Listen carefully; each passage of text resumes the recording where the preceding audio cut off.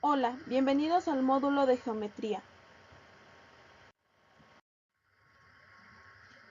En esta sección identificaremos elementos básicos de la geometría como el punto, la línea recta, la línea curva, el segmento, arco, ángulo, el plano y la figura geométrica para la resolución de problemas de distinta índole. Además, distinguiremos los tipos de ángulos y los sistemas que existen para medirlos y analizaremos lo que ocurre cuando dos líneas paralelas son intersectadas por un oblicuo. En este sentido, las dos figuras más sencillas dentro de la geometría son el punto y la línea. El punto es una figura adimensional, no tiene tamaño y solamente tiene una posición denotada con el punto. La línea es una sucesión de puntos. Existen la línea recta y la línea curva. La línea recta se denota de esta manera. La línea recta AB, denotada así, y con este símbolo. Es esta figura. Además de la línea recta AB, ¿qué ocurre cuando un punto intersecta esta línea? En este caso, el punto P. Ya que esta línea es dividida, se denota como una semirrecta. PB, es decir, la sección de una recta AB, pero ahora el segmento PB, y la semirrecta PA, que sería esta otra parte. Se denotan también con este símbolo. Si se dan cuenta, en este caso, el símbolo tiene dos cabezas de flecha, lo que significa que es una recta completa. Pero en este caso, la parte donde inicia, que es el punto que intersecta la recta formando las semirrectas, que es el punto P, no tiene una cabeza de flecha. Es decir, este es el inicio y no puede ir más allá, solo puede ir hacia B. También en este caso, de P a A, ese inicio, que es ese punto definido y no puede moverse, va de P a A. A y B son puntos por donde puede continuar la línea recta. Bueno, ¿qué pasa si más de un punto intersecta a la línea recta AB? Bueno, si la línea recta AB es intersectada por un punto C y un punto D, se forma el segmento de C a D, que aquí está denotado como una línea sin cabezas de flecha. También se formarían los segmentos D a B y los segmentos C a A, que se denotarían por este símbolo, como en el caso de la semirrecta P a B. Bueno, ¿y qué ocurre en el caso de las líneas curvas? Bueno, las líneas curvas pueden dividirse en dos grupos, las líneas curvas abiertas y las líneas curvas cerradas. Este es un círculo y este es una elipse. Las líneas curvas también pueden ser intersectadas por puntos. En este caso, si se intersecta el punto A y el punto B dentro de la línea curva, se formaría el arco AB. Si se dan cuenta, en el caso de una línea curva, un segmento es en realidad un arco, y este es el símbolo que lo distingue. Todas estas figuras que hemos observado, tanto líneas como curvas, aquí no se encuentran ubicadas en un espacio que nos diga qué tamaño tienen o qué dirección tienen. Sin embargo, si las ubicamos en lo que llamamos plano cartesiano, pues sí le da un sentido, una dirección y un tamaño. ¿Qué es un plano? Bueno, el plano cartesiano se forma al intersectarse dos líneas rectas de forma perpendicular. En este caso, a una de las líneas le llamamos el eje Y o eje vertical y el otro sería el eje X o eje horizontal. Al ubicar figuras dentro de este plano, por ejemplo, esta recta, que va de este punto a este punto, le damos un sentido, una magnitud y una dirección. Esta empieza, por ejemplo, en el punto 1 de X y 5 de Y. Entonces, inicia en este punto y termina en el punto 7 de X, 6 de Y. Inicia aquí y va hacia el eje y por lo tanto al tener un tamaño, es decir, una magnitud y una dirección, a esta línea le denominamos un vector. Aquí vemos en este plano también ubicadas dos figuras, dos triángulos, el triángulo ABC y el triángulo A'B'C', los cuales no están ubicados en la misma posición, por lo tanto son distintos. Para esto nos sirve el plano cartesiano. Bueno, habiendo analizado estos elementos, procedamos a analizar los ángulos.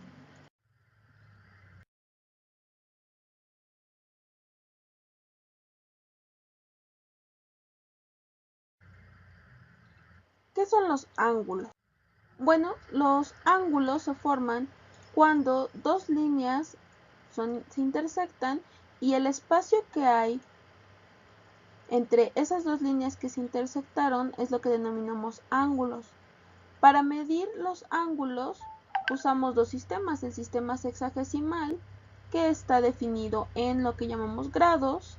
Las subunidades del grado son los minutos y las subunidades de los minutos son los segundos, que denotamos con estas comillas. El sistema sexagesimal, porque no es base 10, no es de 1 a 10, 1 a 100, 1 a 1000, sino en base 60. Es decir, una unidad completa tiene 60 partes, como el tiempo, una hora tiene 60 minutos y un minuto tiene 60 segundos. Este sistema de medición de grados es muy similar al sistema sexagesimal de medición de tiempo. Si dos líneas se intersectan de forma recta, forman lo que llamamos ángulos rectos. Este ángulo en sistema sexagesimal va de 0 a 90, de 90 a 180 grados y de 180 grados a 270 y luego a 360 grados. En el sistema sexagesimal, un círculo completo tiene 360 grados. Aquí nos muestran otros ángulos. De 0 a 90, en este caso, esta línea de aquí sería de 215 grados, considerando el 0 a 90, luego de 90 a 180, y luego la distancia de aquí a acá completarían 215 grados.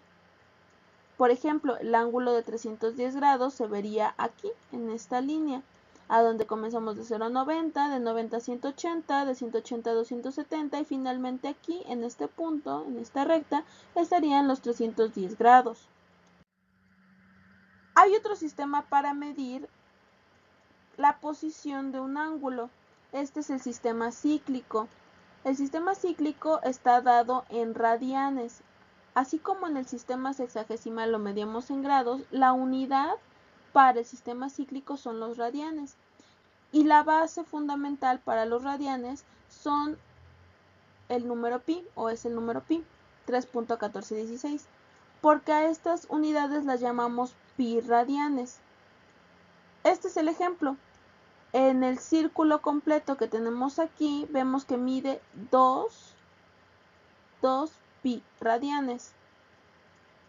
Medio círculo, por lo tanto, mide solo 1 pi radianes o pi radianes. El ángulo que conocemos en sistema sexagesimal como 90 grados es un cuarto, es decir, 2 entre 4, que es igual a 1 entre 2, o sea, la mitad de pi radianes. O si lo queremos ver así, como si la mitad es pi, bueno, la mitad de la mitad es pi sobre 2, o sea, pi medio pi radianes. Ese es el ángulo de 90 grados. El ángulo de 180 grados sería en este caso pi. Y el valor numérico, si consideramos que pi vale 3.1416, bueno, el valor numérico sería en este caso 6.2832 para 2pi, o sea, el doble de pi. Para un cuarto de pi, perdón, para medio pi o un cuarto de la circunferencia sería medio pi, o sea 1.5708, y para un pi, o sea 180 grados, serían 3.1416, o sea el valor de pi. Estos son pi radianes, este es el valor numérico. Aquí hay algunos ejemplos. Borramos estas anotaciones. Aquí hay algunos ejemplos. Tenemos este ángulo denominado pi sobre 6 o un sexto pi radianes. ¿A dónde se ubica? Bueno, pues debe de ser más pequeño que pi sobre 2. Pi sobre 6 es un número más pequeño. Entonces pi sobre 6 refleja este ángulo formado por esta línea. Una cuarta parte de pi. Bueno, pues si 90 grados son un medio de pi, un cuarto de pi serán estos 45 grados, pero que en este sistema cíclico denominamos un cuarto de pi radianes. Y aquí tenemos otro ejemplo, 2/3 pi radianes, se ubica, es más grande que medio pi radian, y se ubica en esta posición, y entonces son 2/3 pi radianes.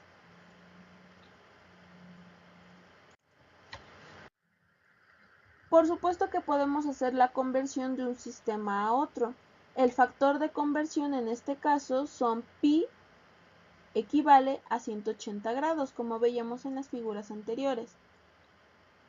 Pi, es decir, media circunferencia, equivale a 180 grados. Entonces, con este factor de conversión unitario podemos efectuar los siguientes ejercicios. En el primer caso, al convertir 120 radianes a el sistema de, 120 grados a radianes, ¿qué se obtiene? Bueno, como debemos de proceder es estos 120 grados multiplicarlos por el factor de conversión unitario, que es lo que tenemos aquí.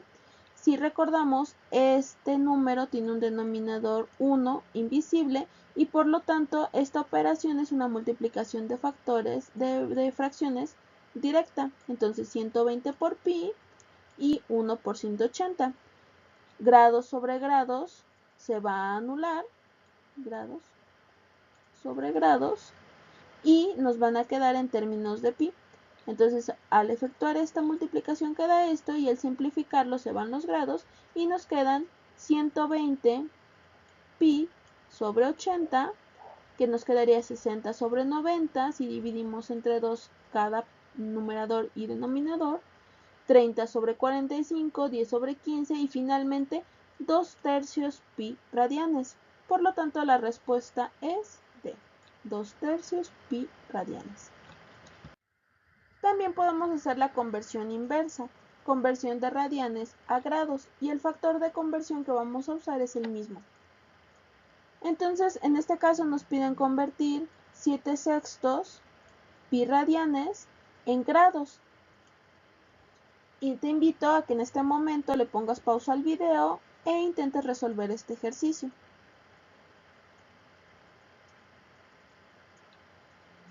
Bueno, si ya lo intentaste resolver, vamos a ver cómo se abordaba este problema. Seguimos teniendo el factor de conversión. En el caso anterior era pi sobre 180 porque lo que queríamos era que nos quedaran radianes. En este caso queremos que nos queden grados. Entonces, si recordamos, lo que debemos de hacer es invertir el orden, poner como numerador a los grados y poner como denominador a pi, a los pi radianes. Este cambio es válido, es lo mismo, es justo poner pi sobre 180 o cambiarlo a 180 sobre pi porque la equivalencia es la misma. Es cierto que 180 grados equivalen a pi, tanto como es cierto que pi era equivalente a los 180 grados, solamente lo estamos ordenando diferente. Bueno, habiendo considerado esto, entonces lo que procede a hacer es que la pregunta que teníamos, 7/6 de pi radianes, pues multiplicarlo por este factor de conversión, 180 sobre pi, En este caso no es necesario poner un denominador 1 porque esta es una fracción con un denominador y lo único que vamos a hacer en este caso es efectuar la operación de multiplicación directa, como se multiplican las fracciones. Entonces al realizar efectuar esta multiplicación, se nos van a ir pi con pi y nos va a quedar todo en términos de grados. Efectuamos la operación, aquí tenemos, se nos va pi, y nos queda 7 por 180 entre 6, lo cual es equivalente a 210 y nos quedan grados. Entonces, por lo tanto, el inciso C era la respuesta correcta.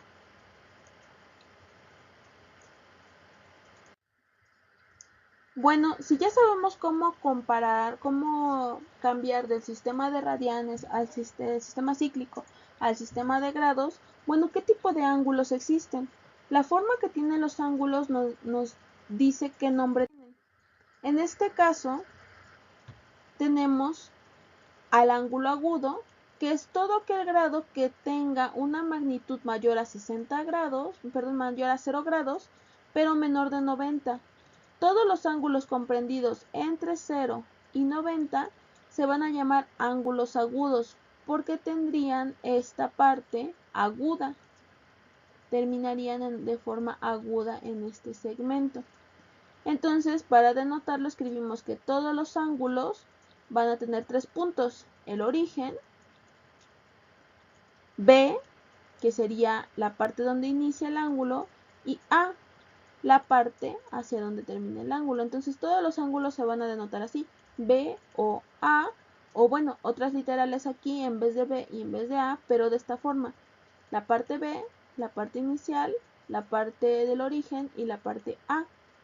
Entonces este ángulo comprendido entre la recta B, la recta A y el ángulo O tiene que ser mayor que 0 grados, pero menor que 90 grados. Estos son los ángulos agudos. ¿Cómo son el ángulo recto? Bueno, el ángulo recto nada más hay uno y es aquel que mide exactamente 90 grados. Es decir, la línea B y la línea A, que comprenden el ángulo O, miden exactamente 90 grados.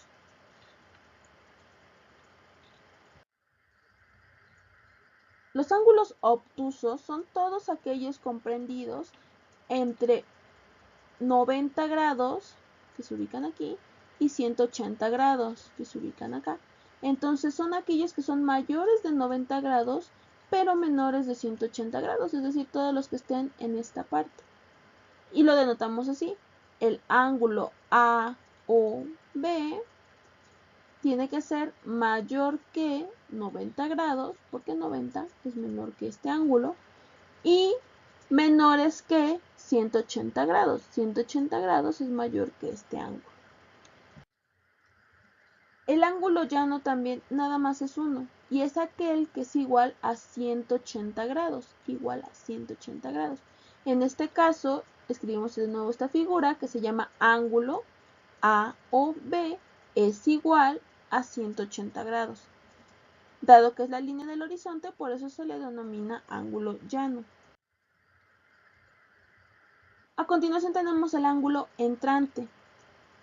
Los ángulos entrantes se van a ubicar en esta región y son todos aquellos que son mayores que 180 grados, pero menores que 360 grados. Entonces aquí es a donde vamos a tener el mayor número de ángulos distintos, de 180 hasta 360 grados.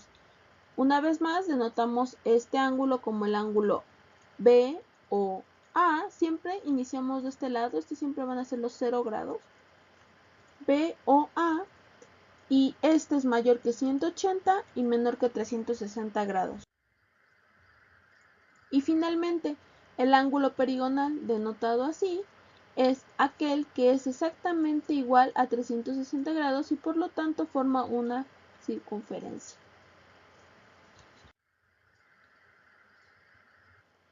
Aquí tenemos un pequeño ejercicio que es determinar el valor del ángulo X de la siguiente figura.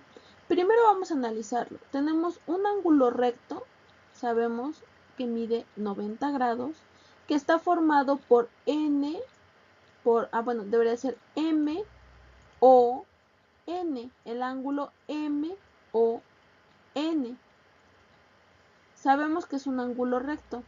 Aquí están marcando otras dos líneas que están formando por lo tanto tres ángulos. Nos dicen que el primero, que sería MO, pongámosle aquí X, mide 20 grados y este, por ejemplo, llamémosle Y para que sea el ángulo YON,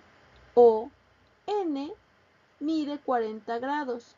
Si sabemos que el completo de MON mide 90 y estos dos pequeños ángulos de estas secciones miden menos, pues el trabajo queda sencillo.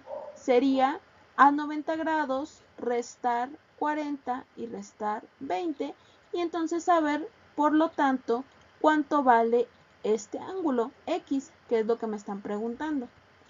Entonces, si procedemos a hacerlo, bueno, es 40 más X me tienen que dar, perdón, 40 más X más 20 me tienen que dar 90.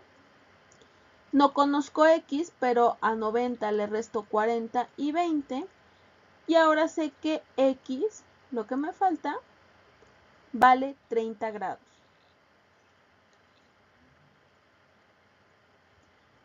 Te invito a que continúes con el resto de los ejercicios en la guía. Muchas gracias. Ya conocemos qué pasa en el plano cartesiano, ya sabemos cómo se comportan las líneas rectas, pero y bueno, cómo son los ángulos que forman, pero ¿qué pasa cuando dos líneas se intersectan? ¿Cómo es la relación entre estas líneas? Entonces tenemos tres tipos de casos. El caso en el que dos líneas en el plano no se tocan nunca, aquí se proyecta hasta el infinito, cada una de estas puntas de cada una de las líneas y nunca se tocan. El único caso en el que estas líneas no se tocan, a pesar de proyectarlas hacia el infinito de cada lado, es cuando estas rectas son paralelas. Entonces las rectas paralelas nunca se tocan. Si estuviéramos viendo, por ejemplo, en este caso, solo este segmento comprendido entre estas dos líneas rojas, aquí en estos dos cachitos de línea que observamos tampoco se tocan. Sin embargo, si extendemos hacia el infinito esta línea, es decir, si yo comienzo a considerar no solamente este cachito, sino hasta acá, entonces las líneas sí se tocan. Cuando estas líneas se tocan, las llamamos líneas oblicuas, están formando estos ángulos. Sin embargo, ninguno de estos ángulos es un ángulo recto. El caso particular en el que dos líneas rectas se tocan y además forman ángulos rectos, bueno, al formar un ángulo recto, todos los ángulos que forman tienen por fuerza que ser ángulos rectos. Estas rectas se llaman perpendiculares. Vamos a ver qué pasa cuando dos líneas paralelas son intersectadas por una línea oblicua. ¿Qué pasa con los ángulos que se forman? A continuación.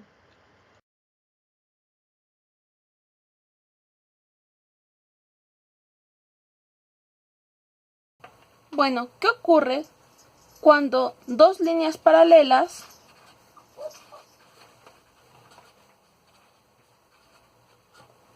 intersectan o son intersectadas por una línea oblicua?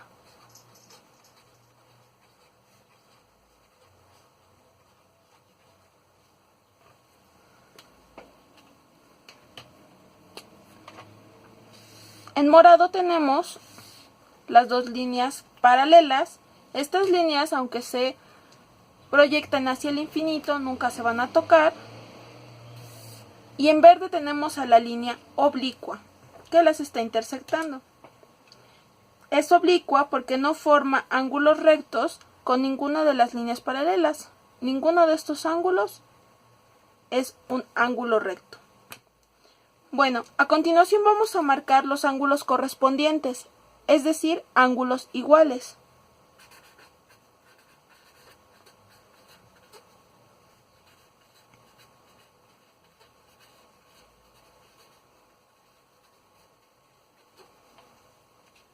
Los ángulos que se forman entre un par de líneas se denotan por un arco. En este caso, en anaranjado, tenemos el ángulo A y el ángulo B. Estos ángulos son externos a las líneas paralelas, se ubican del lado exterior. También tenemos ángulos que se forman internos. En este caso, tendríamos, por ejemplo, C y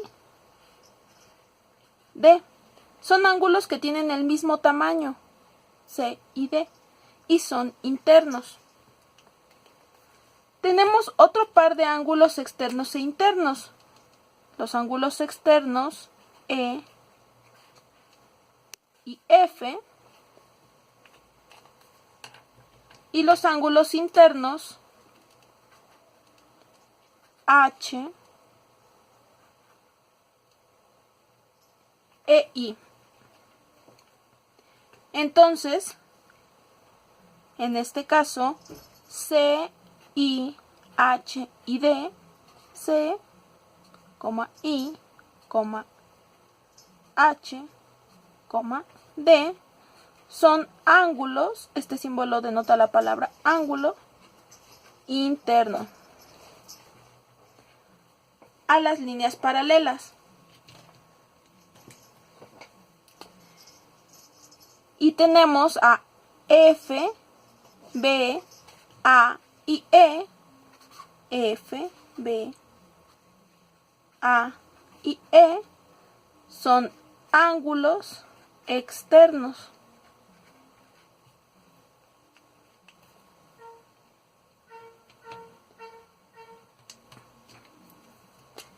Bueno, estos ángulos correspondientes que son complementarios serían A y B, este y este, y A y E, en este caso, A más E, suman 180 grados, que correspondería al ángulo llano que formaría esta línea recta, que voy a rellenar aquí en azul. Este sería 180 grados. Ahora, A y E forman un ángulo llano y B, que es igual a B más F, forman otro ángulo llano, B más F. Es igual a 180 grados una vez más. Por lo tanto, A y B son iguales, pero también E y F son iguales. Entonces, los ángulos E y F son correspondientes o iguales. Existen otros pares de ángulos iguales también. En este caso, el ángulo interno I y H, que son alternos a la línea oblicua, pero que miden lo mismo. Ángulos I y H. Y también, por último, los ángulos C y D, que también son alternos a la línea oblicua, son internos y también son iguales, es decir, correspondientes, valen los mismos grados.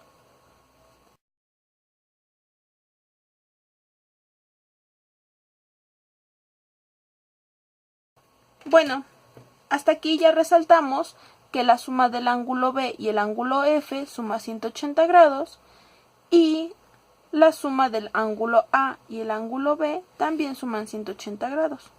Perdón, el ángulo A y el ángulo E suman 180 grados. ¿Qué otro par de ángulos sumados dan 180 grados? Hay varios pares, pueden ser así, sobre la línea oblicua, sobre la línea recta, sobre cada una de las líneas paralelas. Entonces, de tarea, ¿qué pares de ángulos suman 180 grados. Estos ángulos que suman 180 grados los llamamos suplementarios.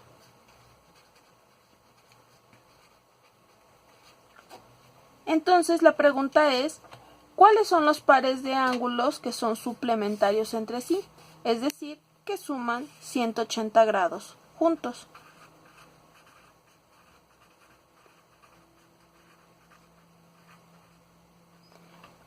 En tu cuaderno, haz la lista de cuáles ángulos son suplementarios en esta figura.